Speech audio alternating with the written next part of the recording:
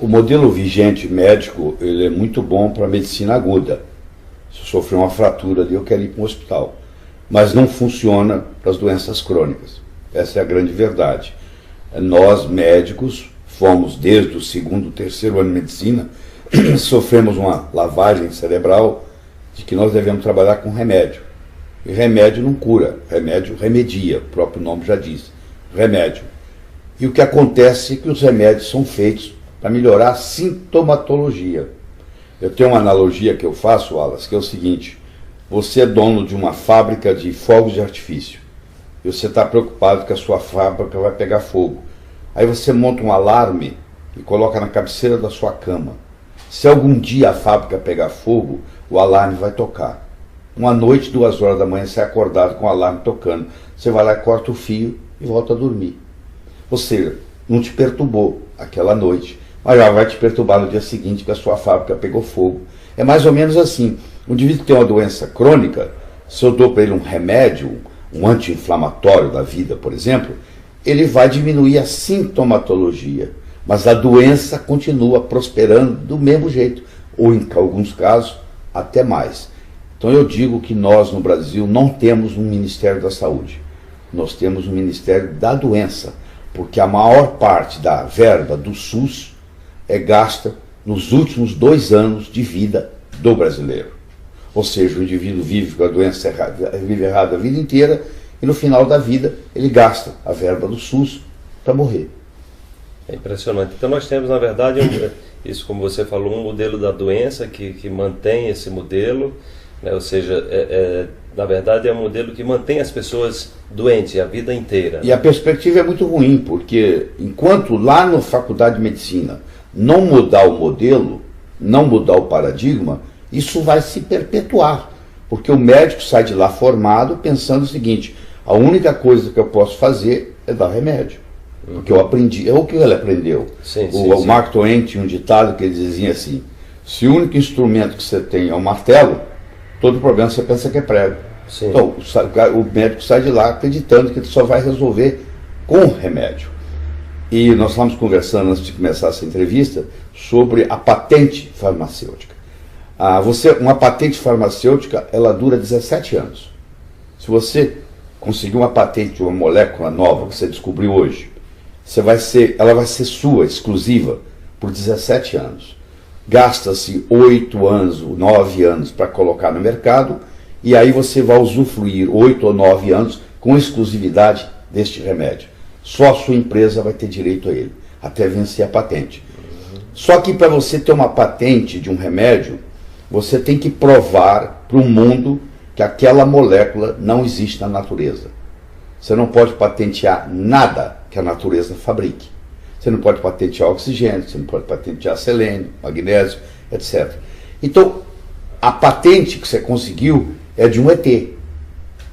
Isso aqui é um ET. Ou seja, o corpo não reconhece. Não, o corpo não reconhece. Na hora que você coloca esse remédio na boca, o corpo fala assim: o que é isso?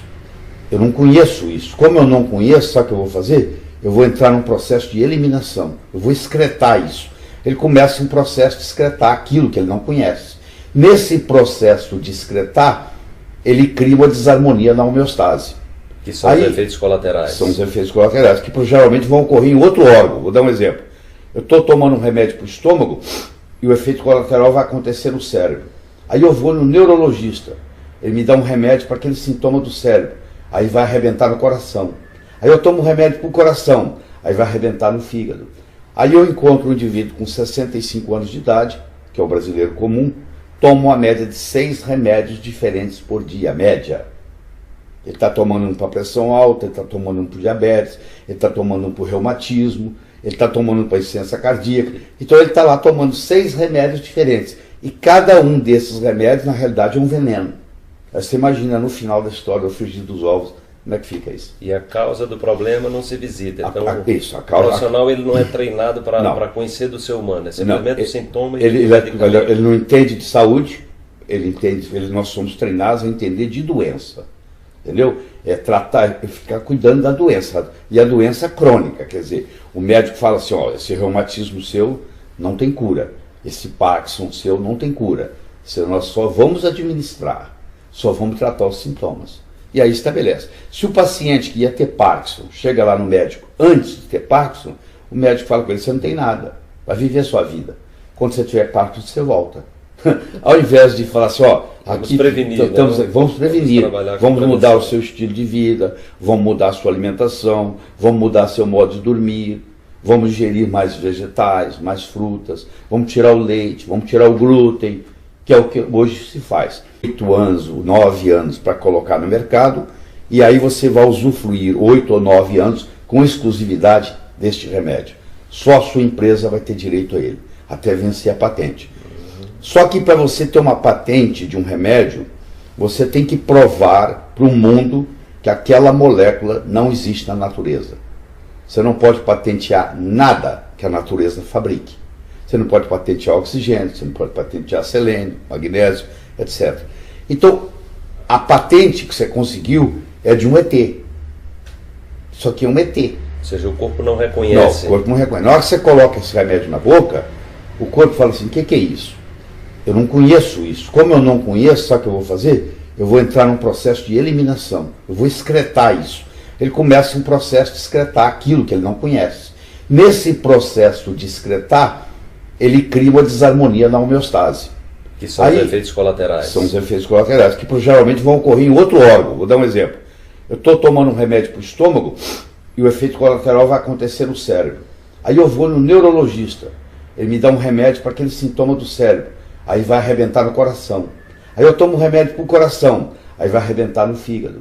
Aí eu encontro um indivíduo com 65 anos de idade, que é o brasileiro comum, toma uma média de 6 remédios diferentes por dia, média. Ele está tomando um para pressão alta, ele está tomando um para diabetes, ele está tomando um para reumatismo, ele está tomando um para insuficiência cardíaca. Então ele está lá tomando 6 remédios diferentes. E cada um desses remédios, na realidade, é um veneno. Aí você imagina no final da história do frigir dos ovos, como é que fica isso? E a causa do problema não se visita. Então, o profissional ele não é treinado para conhecer do ser humano. É simplesmente o sintoma.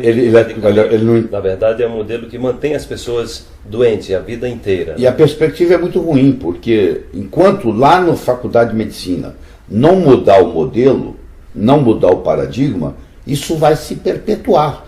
Porque o médico sai de lá formado pensando o seguinte: a única coisa que eu posso fazer é dar remédio.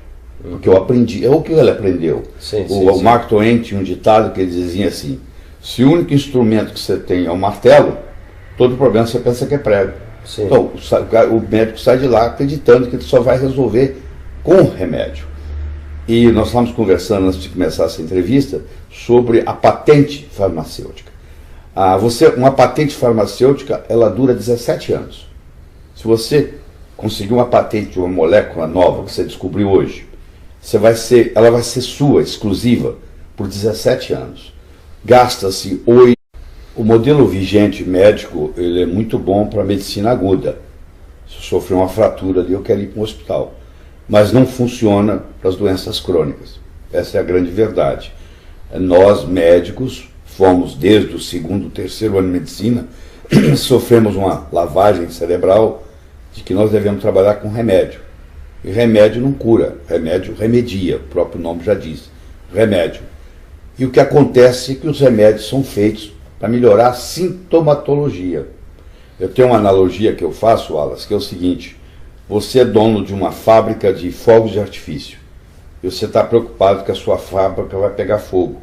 Aí você monta um alarme e coloca na cabeceira da sua cama. Se algum dia a fábrica pegar fogo, o alarme vai tocar. Uma noite, 2 horas da manhã, você é acordado com o alarme tocando. Você vai lá, corta o fio e volta a dormir. Ou seja, não te perturbou aquela noite, mas já vai te perturbar no dia seguinte que a sua fábrica pegou fogo. É mais ou menos assim. O indivíduo que tem uma doença crônica, se eu dou para ele um remédio, um anti-inflamatório da vida, por exemplo, ele vai diminuir a sintomatologia, mas a doença continua prosperando do mesmo jeito, ou em alguns casos, até mais.